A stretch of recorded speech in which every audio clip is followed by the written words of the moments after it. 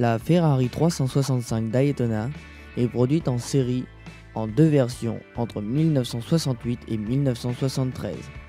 Berline Coupé 365 GT B4 et Cabriolet Spider 365 GT S4. Elle entre dans la légende en étant la voiture de sport la plus puissante et rapide de son époque, en concurrence avec la Lamborghini Miura. Elle dispose d'un V12 de 4,3 litres 352 chevaux, pouvant la faire passer de 0 à 100 en 5,7 secondes. La Ferrari 365 a été surnommée Daytona par les médias en souvenir de la victoire historique de Ferrari aux 24 heures de Daytona aux États-Unis en 1967.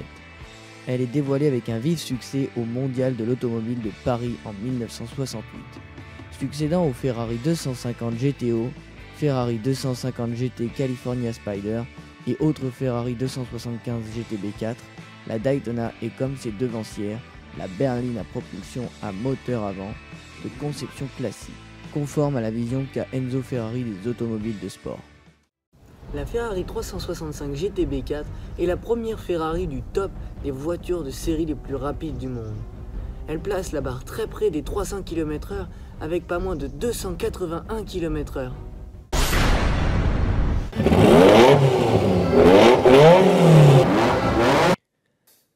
La Ferrari 288 GTO était destinée, une fois préparée, à courir dans la FIA Groupe B.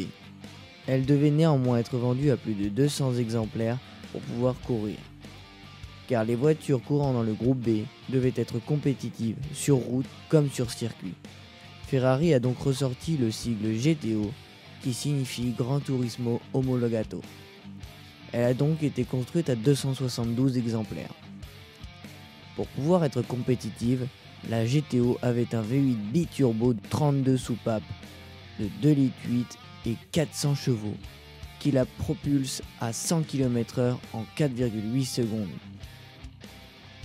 En ce qui concerne la carrosserie, elle fut dessinée par Pininfarina.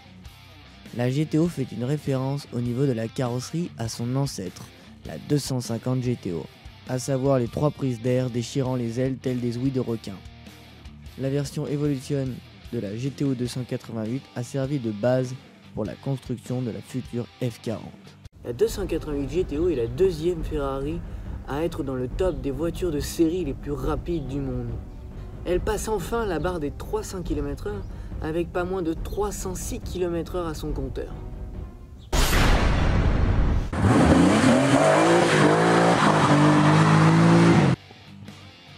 La Porsche 959 apparaît en 1983 au Salon de Francfort dans sa version prototype, la 911 Groupe B.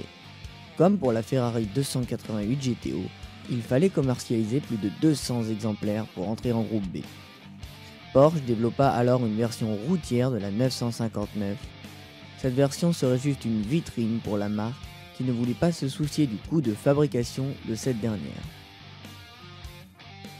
Le projet finalisé en 1985, le moteur choisi, un flat 6 de 2,8 litres développant à la base 160 chevaux, auquel Porsche greffe 2 turbos de 2 barres de pression, lui permettant de développer 450 chevaux pour un poids de 1450 kg, lui permettant un 0 à 100 en 3,7 secondes. Lorsque les chaînes de production de la 959 furent arrêtées, au printemps 88, le nombre de voitures construites s'élevait à 283. Parmi elles, 246 étaient des versions confort et les 37 restantes des versions sport. Cette même version sport qui était la plus rapide de son époque. La Porsche 959 restera très longtemps comme une des voitures les plus rapides des années 80 à 90.